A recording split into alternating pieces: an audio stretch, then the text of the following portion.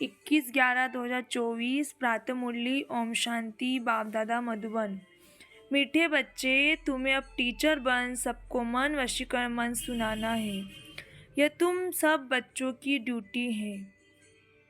प्रश्न: बाबा किन बच्चों का कुछ भी स्वीकार नहीं करते हैं? उत्तर: जिन्हें अहंकार है, मैं इतना देता हूँ, मैं इतनी मदद कर सकता हूँ, बाबा उनका कुछ भी स्वीकार नहीं करते। बाबा कहते मेरे हाथ में चाबी है, चाहे तो मैं किसी को गरीब बनाऊं, चाहे किसको साहूकार बनाऊं। यह भी ड्रामा में राज है। जिन्हें आज अपनी साहूकारी का घमंड है वह कल गरीब बन जाते हैं। गरीब बच्चे बाप के कार्य में अपनी पाई पाई सफल कर साहूकार बन जाते हैं। ओम शांति। ये तो रूहानी बच्चे जानते हैं कि बाप आए हैं हमको नई दुनिया का वर्षा देने। यह तो बच्चों को पक्का है ना कि जितना हम बाप को याद करेंगे उतना पवित्र बनेंगे, जितना हम अच्छा टीचर बनेंगे उतना उच्च पद पाएंगे। बाप तुम्हें टीचर के रूप में पढ़ाना सिखाते हैं, तुमको फिर औरों को सिखाना है। तुम पढ़ाने वाले टीचर जरूर बनते हो, बाकी तुम कोई ना कोई का गुरु नहीं बन सकते हो, सिर्फ टीचर बन सकते हो। गुरु तो एक सद्गुरु ही है, वह सिखलाते हैं। सर्व का सद्गुरु एक ही है, वह टीचर बनाते हैं। तुम सबको टीच करके रास्ता बताते रहते हो मन मनाभव का। बाप ने तुम्हारे पर ड्यूटी रखी है कि मुझे याद करो और फिर टीचर भी बनो। तुम कोई को बाप का परिचय देते हो तो उनका भी फर्ज है बाप को याद करना। टीचर रूप में सृष्टि चक्र की नॉलेज देनी पड़ती है। बाप को जरूर याद करना पड़े, बाप की याद से ही पाप मिट जाने हैं।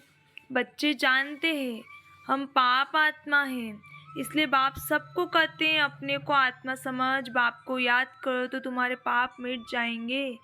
बाप ही पतित पावन है, युक्ति बताते हैं मीठे बच्चे, तुम्हारी आत्मा पतित बनी है जिस कारण शरीर भी पतित बना है।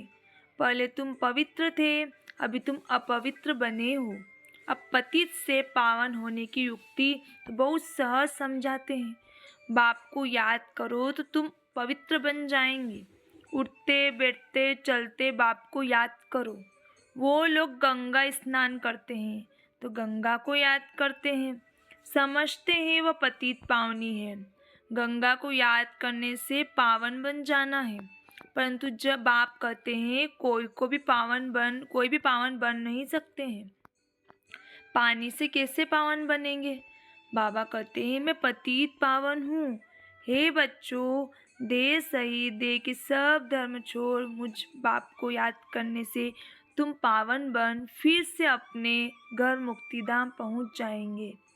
सारा कल्प घर को भूले हो, बाप को सारा कल्प कोई जानता ही नहीं है। एक ही बार बाप खुद आकर अपना परिचय देते हैं इस मुख द्वारा। इस मुख की कितनी महिमा है। गौमुख कहते हैं ना, वह गौ तो जानवर है, यह है मनुष्य की बात। तुम जानते हो ये बड़ी माता है जिस माता द्वारा शिव बाबा तुम सबको एडॉप्ट करते हैं। तुम अभी बाबा बाबा कहने लगे हो। बाप भी कहते हैं इस याद की यात्रा से ही तुम्हारे पाप कटने हैं। बच्चे को बाप याद पड़ जाता है ना, उसकी शक्ल आदि दिल में बैठ जाती है। तुम बच्चे जानते हो जैसे हम आत्मा है वैसे परमात्मा है, शक्ल में और कोई फर्क नहीं है। शरीर के संबंध में तो फीचर्स आदि अलग है, बाकी आत्मा तो एक जैसी ही है। जैसे हमारी आत्मा वैसे बाप भी परमात्मा है। तुम बच्चे जानते हो बाप परमधाम में रहते हैं, हम भी परमधाम में रहते हैं। बाप की आत्मा हमारी आत्मा में कोई फर्क है नहीं, वह भी बिंदी है हम भी बिंदी हैं। यह ज्ञान और कोई को है नहीं, तुमको ही बाप ने बताया है। बाप के लिए भी क्या क्या कह देते हैं, सर्वव्यापी है, पत्थर टिक्कर में है, जिसको जो आता है वह कह देते हैं। ड्रामा प्लेन अनुसार भक्ति मार्ग में बाप के नाम रूप देश काल को भूल जाते हैं। तुम भी भूल जाते हो, आत्मा अपने बाप को भूल जाती है। बच्चा बाप को भूल जाता है तो बाकी क्या जानेंगे। गोया निधन के हो गए, धनी को याद ही नहीं करते हैं। धनी के पाठ को ही नहीं जानते हैं, अपने को भी भूल जाते हैं। तुम अच्छी रीति जानते हो, बरोबर हम भूल गए थे। हम पहले ऐसे देवी देवता थे, अब जानवर से भी बदतर हो गए। मुख्य तो हम अपनी आत्मा को भी भूले हुए हैं। अब रियलाइज कौन करावे? कोई भी जीव आत्मा को पता नहीं होगा कि हम आत्मा क्या है, कैसे सारा पार्ट बजाते हैं। हम सब भाई भाई हैं, यह ज्ञान और कोई में नहीं है। इस समय सारी सृष्टि ही तमो प्रधान बन चुकी है, ज्ञान नहीं है। तुम्हारे में अब ज्ञान है, बुद्धि में आया। हम आत्मा इतना समय अपने पाप की ग्लानि करते आए हैं, ग्लानि करने से बाप से दूर होते जाते हैं। सीढ़ी नीचे उतरते उतरते उतरते गए हैं ड्रामा प्लेन अनुसार। मूल बात हो जाती है बाप को याद करने की। बाप और कोई तकलीफ नहीं देते, बच्चों को सिर्फ बाप को याद करने की तकलीफ है। बाप कभी बच्चों को कोई तकलीफ दे सकते हैं क्या? लो नहीं कहता। बाबा कहते हैं मैं कोई भी तकलीफ नहीं देता हूँ। कुछ भी प्रश्न आदि पूछते हैं, कहता हूँ इन बातों में टाइम वेस्ट क्यों करते हो, बाप को याद करो। मैं आया ही हूँ तुमको ले जाने, इसलिए तुम बच्चों को याद की यात्रा से पावन बनना है। बस मैं ही पतित पावन बाप हूँ। बाप युक्ति बताते हैं, कहाँ भी जाओ बाप को याद करना है। 84 के चक्र का राज भी बाप ने समझा दिया है। अब अपनी जांच करनी है, कहाँ तक हम बाप को याद करते हैं बस, और कोई तरफ का विचार नहीं करना है। यह तो मोस्ट इजी है, बाप को याद करना है। बच्चा थोड़ा बड़ा होता है तो ऑटोमेटिकली माँ बाप को याद करने लग पड़ता है। तुम भी समझो, हम आत्मा बाप के बच्चे हैं। याद क्यों करना पड़ता है? क्योंकि हमारे ऊपर जो पाप चढ़े हुए वो इस याद से ही खत्म होंगे। इसलिए गायन भी है, 1 सेकेंड में जीवन मुक्ति। जीवन मुक्ति का मदार पढ़ाई पर है और मुक्ति का मदार याद पर है। जितना तुम बाप को याद करेंगे, पढ़ाई पर ध्यान देंगे, तो ऊंच मर्तबा नंबर में मर्तबा पाएंगे। धंधा आदि तो भल करते रहो, बाप कोई मना नहीं करते। धंधा आदि जो तुम करते हो वो भी दिन रात याद रहता है ना। तो अब बाप ये रूहानी धंधा देते हैं, अपने को आत्मा समझ, मुझे याद करो, 84 के चक्र को याद करो। मुझे याद करने से ही तुम सत्व प्रधान बनेंगे। यह भी समझते हो अभी पुराना चोला है, फिर सत्व प्रधान नया चोला मिलेगा। अपने पास बुद्धि में तंत्र रखना है जिससे बहुत फ़ायदा होना है। जैसे स्कूल में सब्जेक्ट तो बहुत होते हैं, फिर भी इंग्लिश पर मार्क अच्छी होती है क्योंकि इंग्लिश है मुख्य भाषा। उन्हों का पहला राज्य था, इसलिए वो जास्ती चलती हैं। अभी भी भारतवासी कर्जदार हैं, भल कोई कितने भी धनवान हैं, परंतु बुद्धि में यह तो है ना कि हमारे राज्य के जो हेड्स हैं वह कर्जदार हैं। गोया हम भारतवासी कर्जदार हैं, प्रजा जरूर कहेगी ना हम कर्जदार हैं। यह भी समझ चाहिए ना। जबकि तुम राजा ही स्थापन कर रहे हो, तुम जानते हो हम अभी इन सब कर्जों से छूटकर सॉल्वेंट बनते हैं, फिर आधा कल्प हम कोई से भी कर्जा उठाने वाले नहीं हैं। कर्जदार पतित दुनिया के मालिक हैं। अभी हम कर्जदार भी हैं, पतित दुनिया के मालिक भी हैं। हमारा भारत ऐसा है, गाते हैं ना। तुम बच्चे जानते हो हम बहुत साहूकार थे, परिजादे परिजादियाँ थे, याद रहता है। हम ऐसे विश्व के मालिक थे, अभी बिल्कुल कर्जदार पतित बन पड़े हैं। ये खेल के रिजल्ट बाप बतला रहे हैं। रिजल्ट क्या हुई? तुम बच्चों को स्मृति आए, सत्युग में हम कितने साहूकार थे, किसने तुमको साहूकार बनाया? बच्चे कहेंगे बाबा आपने हमको कितना साहूकार बनाया था। एक बाप ही साहूकार बनाने वाला है। दुनिया इन बातों को नहीं जानती, लाखों वर्ष कर देने सब भूल गए हैं, कुछ नहीं जानते। तुम अभी सब कुछ जान गए हो। हम पद्मा पदम साहूकार थे, बहुत पवित्र थे, सुखी थे। वहाँ झूठ पाप आदि कुछ होता नहीं, सारे विश्व पर तुम्हारी जीत थी। गायन भी है, शिव बाबा आप जो देते हो वो और कोई दे नहीं सकता, कोई की ताकत नहीं ज़्यादा कल्प का सुख दे सके। बाबा कहते हैं भक्ति मार्ग में भी तुमको बहुत सुख अथाह धन रहता है। कितने हीरे जवाहर थे, जो फिर पिछाड़ी वालों के हाथ में आते हैं। अभी तो वह चीज़ें देखने में नहीं आती, तुम फर्क देखते हो ना। तुम ही पूज्य देवी देवता थे, फिर तुम्हें पुजारी बने हो। आपे ही पूज्य, आपे ही पुजारी। बाप कोई पुजारी नहीं बनते, परंतु पुजारी दुनिया में तो आते हैं ना। बाप तो एवर पूज्य है और कभी पुजारी नहीं होते। उनका धंधा है तुमको पुजारी से पूज्य बनाना। रावण का काम है तुमको पुजारी बनाना।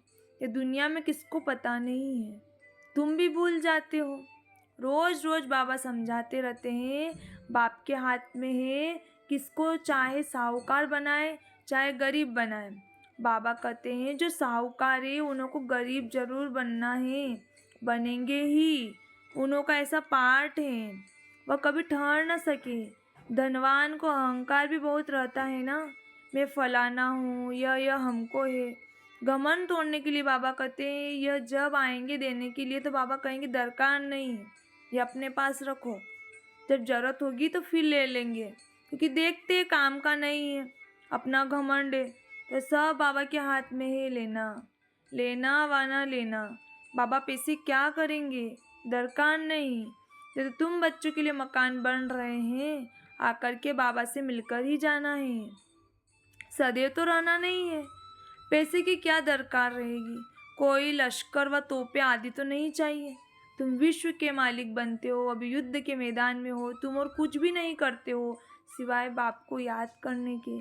बाबा ने फरमान किया है मुझे याद करो तो इतनी शक्ति मिलेगी। ये तुम्हारा धर्म बहुत सुख देने वाला है। बाप है सर्वशक्तिवान, तुम उनके बनते हो। सारा मदार याद की यात्रा पर है। यहाँ तुम सुनते हो फिर उस पर मंथन चलता है। जैसे गाय खाना खाकर फिर उगाड़ती है, मुख चलता ही रहता है। तुम बच्चों को भी कहते हैं ज्ञान की बातों पर खूब विचार करो। बाबा से हम क्या पूछें, बाबा तो कहते हैं मन मना भव, जिससे ही तुम सत्वप्रधान बनते हो। यह एम ऑब्जेक्ट सामने है। तुम जानते हो सर्वगुण संपन्न 16 कला संपन्न बनना है। ये ऑटोमेटिकली अंदर में आना चाहिए। कोई की ग्लानि व पाप कर्म आदि कुछ भी न हो। कोई भी तुमको उल्टा कर्म नहीं करना चाहिए। नंबर 1 है ये देवी देवताएं, पुरुषार्थ से ऊंच पद पाया है ना, उन्हों के लिए गाया जाता है अहिंसा परमो देवी देवता धर्म। किसको मारना यह हिंसा हुई ना। बाबा समझाते हैं तो फिर बच्चों का अंतर्मुख हो, अपने को देखना है। हम कैसे बने, बाबा को हम याद करते हैं। कितना समय हम याद करते, इतनी दिल लग जाए तो ये याद कभी भूले ही नहीं। अब बेहद का बाबा कहते हैं तुम आत्मा मेरी संतान हो, सो भी तुम अनादि संतान हो। वह जो आशिक माशुक होते हैं उन्हों की जिस्मानी याद, जैसे साक्षात्कार होता है फिर गुम हो जाते हैं, वैसे वह भी सामने आ जाते हैं। उस खुशी में ही खाते पीते याद करते रहते हैं। तुम्हारे इस याद में तो बहुत बल है। एक बाप को ही याद करते रहेंगे और तुमको फिर अपना भविष्य याद आएगा। विनाश का साक्षात्कार भी होगा।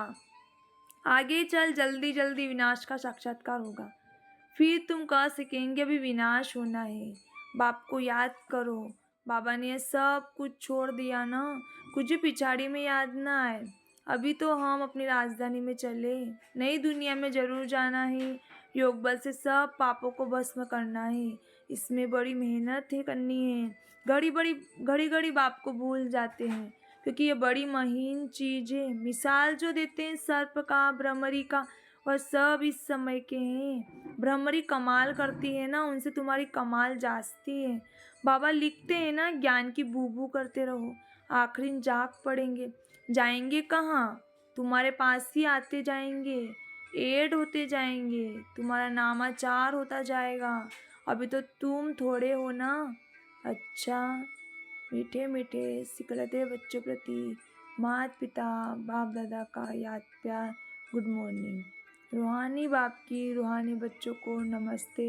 हम रूहानी बच्चों की रूहानी माता पिता बाप दादा का याद प्यार गुड मॉर्निंग, नमस्ते नमस्ते नमस्ते। धारणा के लिए मुख्य सार, ज्ञान का खूब विचार सागर मंथन करना है। जो सुना है उसे उगाड़ना है, अंतर्मुख को देखना है।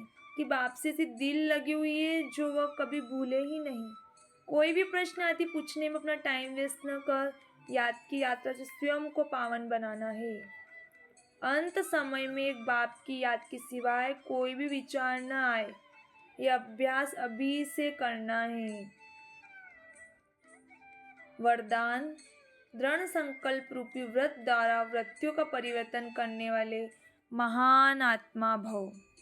दृढ़ संकल्प रूपी व्रत द्वारा वृत्तियों का परिवर्तन करने वाले महान आत्मा भव। महान बनने का मुख्य आधार है पवित्रता। इस पवित्रता के व्रत को प्रतिज्ञा के रूप में धारण करना अर्थात महान आत्मा बनना।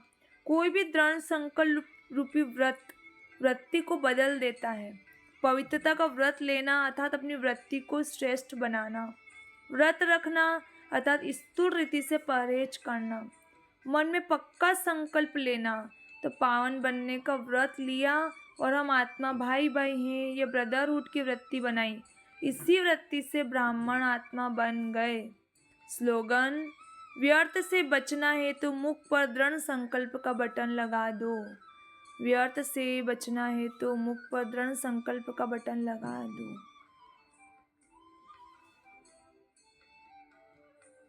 अच्छा, ओम शांति, ओम शांति।